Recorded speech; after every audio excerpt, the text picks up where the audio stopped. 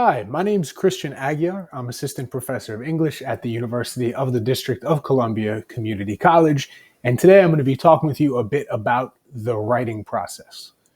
So the first thing I want to emphasize is that there is no writing process in the sense of a single approach that works for everyone and that everyone uses. The writing process is going to look different for each of us based on the context we're in, based on our own personal preferences, and based on the kind of writing we're trying to do. So obviously, if you're writing a novel, that's going to look really different than if you're writing a business memo. So with that in mind, one of the things we're going to focus on this semester as we work through the writing process is developing a toolkit of different techniques that we can use at different stages in the process. This is important because in this course, you're not just learning to write for this course, but you're learning to improve your writing techniques for all of the future courses and purposes you're going to encounter. With that in mind, I'm going to give you 4 basic steps in the writing process that are pretty consistent. So the first one is discovery. This is the point in the process where you're learning about a new topic, where you're taking on new information, you're engaging with new ideas. That's the discovery part, right? You're discovering new stuff. At this stage, what you do in the process, in the writing process, is really going to be focused on processing that information and learning. So at this point, you'll be doing things like reading, having discussions and debates in class or potentially outside of class, free writing, brainstorming, putting together visual organizers, potentially taking notes if you're doing research. All of these things you can see are connected in that they help you discover, process, and understand new information. So that's the first part, discovery. The second part is the planning and drafting stage. So in the discovery stage, you've learned a lot about a new topic. You've started to gather information, to process it, to take it on board. In the planning and drafting stage, you're going to start figuring out how you want to connect things together to make an argument or to create an analysis, to present a narrative, to justify your decisions, whatever it is you're trying to do. So this could really be seen as a 2-part process. Planning might involve, again, things like visual organizers, potentially outlines. If you really like visuals, you might try sketchnoting, where you kind of create a visual version of your intended argument. And then it would move from these steps, which help you organize things. I want to first talk about this, and then I want to talk about this, and then I want to move and talk about this, into your first draft. And I want you to think about your first draft always as an idea draft.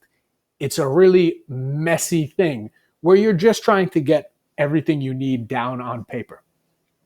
And that's important because in the third step of your writing process, which we can broadly consider review and revision, you're going to take that rough draft that you have where you've just gotten all these ideas down, and you're going to go through and polish it.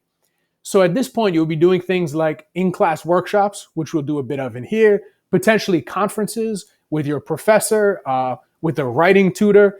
If you're at work, potentially with a colleague or your team lead, a supervisor, peer review, and other things that are going to help you talk through the challenges here. Figure out, where are your ideas weak? Where are your ideas strong? Where do you need more evidence, more examples, more supports? What's unclear to your reader? Where haven't you quite hit the mark? So you're going to do all of this in this third stage where you're reviewing and revising. And I want you to think of revision not as editing. I don't want you to even think about grammar at this point. Grammar comes in, proofreading, spelling, things like that. All of these things come in at the very end. At this point, your focus really has to be content and ideas. Because what you don't want to do is create something where you've got wonderful, wonderful writing, but your ideas are inconsistent. You're not really expressing what you want to express. So our final step then is going to be editing. So it's at this point where you have a relatively finished product in terms of getting your ideas, your thoughts, your arguments, your analyses out on paper. You've got them organized, you've supported them, you're really confident in the flow of everything, how everything fits together. So now you can go back through and look at the smaller details. So this is where you might do some proofreading.